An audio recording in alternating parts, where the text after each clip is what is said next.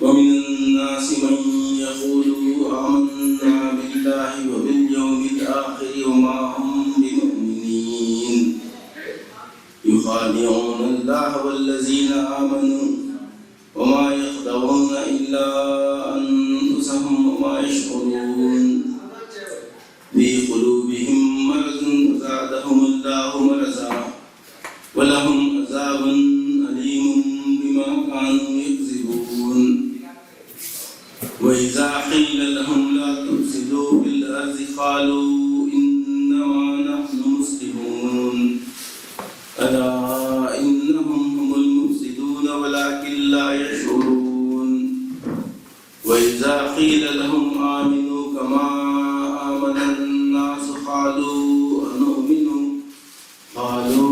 أنؤمن كما آمن السفهاء ألا إنهم هم السفهاء ولكن لا يعلمون وإذا لقوا الذين آمنوا قالوا آمنا وإذا خلوا إلى شياطينهم قالوا إنا معكم إنما نحن مستهزئون الله يستهزئ بهم ويمدهم في طغيانهم يعمهون أولئك الذين اشتروا الضلالة بالهدى وما ربحت تجارتهم وما كانوا مهتدين صدق الله العظيم.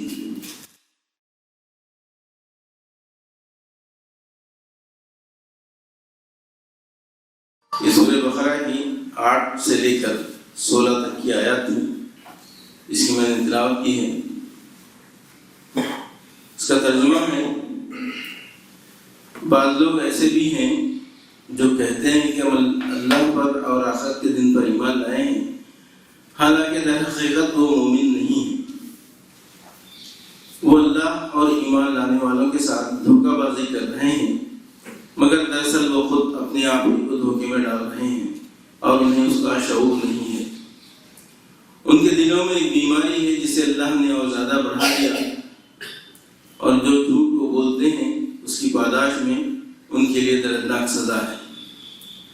جب کبھی ان سے کہا گیا کہ زمین میں فساد برپا نہ کرو تو انہوں نے یہی کہا کہ ہم تو اصلاح کرنے والے ہیں.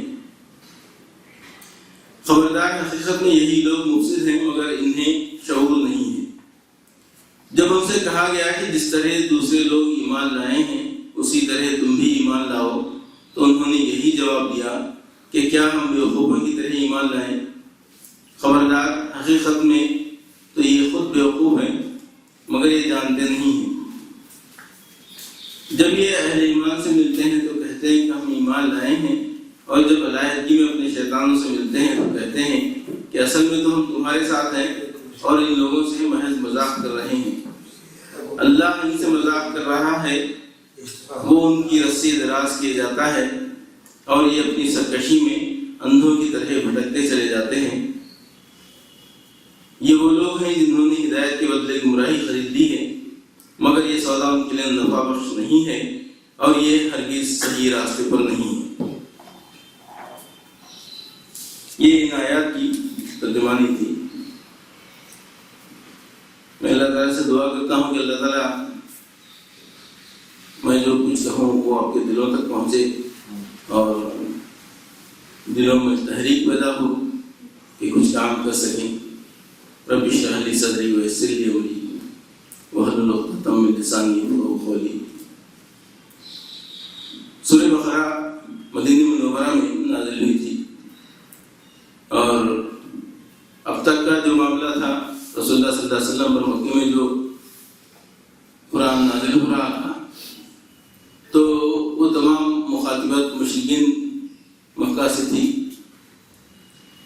اور جو کافر تھے اور مشرک تھے، لیکن وہاں منافقت ظاہر نہیں ہوئی تھی. مدینے میں آنے کے بعد منافقت کا سلسلہ شروع ہوا ہے. مدینے میں مخاطب یہود تھے اور مشرکین تھے، تو یہاں پر یہود جو اپنے آپ کو اللہ تعالیٰ کے یعنی منصب امامت کا حل سمجھتے تھے اور ساری دنیا کو سدھارنے کا کام ان کے سپرد کیا گیا تھا پہلے، تو وہ لوگ آج بھی یعنی اس کے باوجود بھی وہ سارے اخلاقی برائیاں ان کے اندر ہونے کے باوجود بھی وہ یہی سمجھتے رہے تھے کہ ہم آج بھی اسی منصب پر فائز ہیں، جبکہ ان کے اندر تمام ہر قسم کی برائیاں آ چکی تھیں، اور وہ لوگ جو ہے اس بات کو تسلیم نہیں کر رہے تھے کہ وہ لوگ اس اخلاقی پوزیشن پر موجود ہیں جو ان کے اندر ہونی چاہیے تھی۔ جب رسول اللہ صلی اللہ علیہ وسلم کی دعوت شروع ہوئی وہاں مدینے میں آنے کے بعد، تو ان لوگوں کے اندر حسد پیدا ہوا کہ ایک عربی پیغمبر ہمارے مقابلے پر آ گیا ہے، تو وہ لوگ جو ہے اس بات کو ہضم نہیں کر پائے، اور وہ لوگ چاہتے تھے کہ کسی طرح رسول اللہ صلی اللہ علیہ وسلم کا مشن ناکام ہو جائے، اور اس کے لیے ہر قسم کی تدابیر اختیار کرتے تھے خفیہ طور پر۔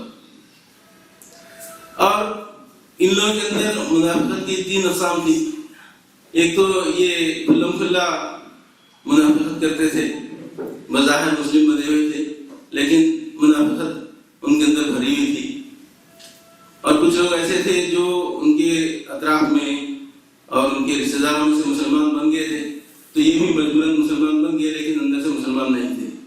اسی طرح کچھ لوگ جو ہے یعنی مجبوری کے ماحول میں مسلمان بن گئے تھے، مختلف قسم کے ان کے اندر یعنی منافقت کی بیماریاں تھیں۔ اور یہاں یعنی تقریباً کئی رکوعوں تک 20 رکوع تک اللہ تعالیٰ نے اسی یہود کی قوم کو مخاطب کیا ہے کہ ان کے اندر کیا کیا برائیاں تھیں اور اللہ تعالیٰ کے ان پر کیا کیا احسانات تھے، وہ تمام گنواتا گیا، اور وہ بتایا کہ ان تمام کے باوجود بھی اللہ تعالیٰ مسلسل معاف کرتا رہا ہے تم لوگوں کو۔ آج بھی تم رسول کی طرف پلٹ جاؤ اور ایمان والے بن جاؤ تو تمہارے ساتھ وہی رویہ ہوگا، اللہ تعالیٰ اسی طرح مہربان ہوگا جس طرح پہلے ہوا تھا۔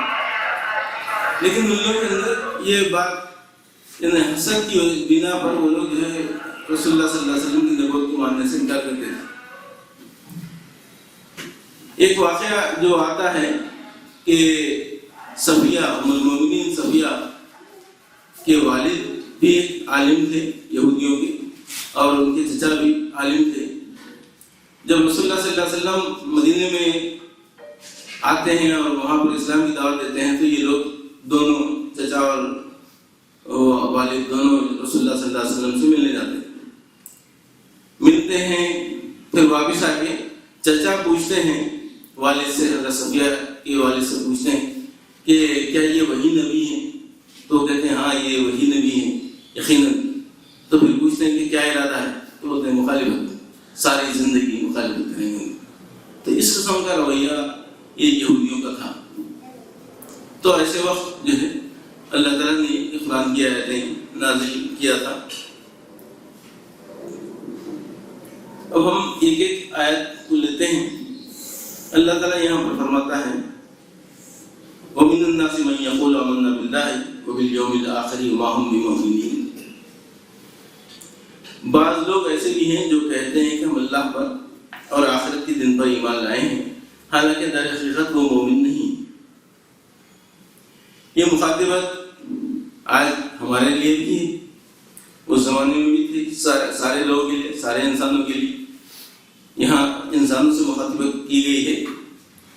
تو آج کے دور میں ہمارے لیے بھی یہ مخاطبت ہے کہ انسانوں میں سے لوگ ایسے ہیں جو کہتے ہیں کہ ہم اللہ پر ایمان لائے ہیں اور آخرت پر ایمان لائے ہیں۔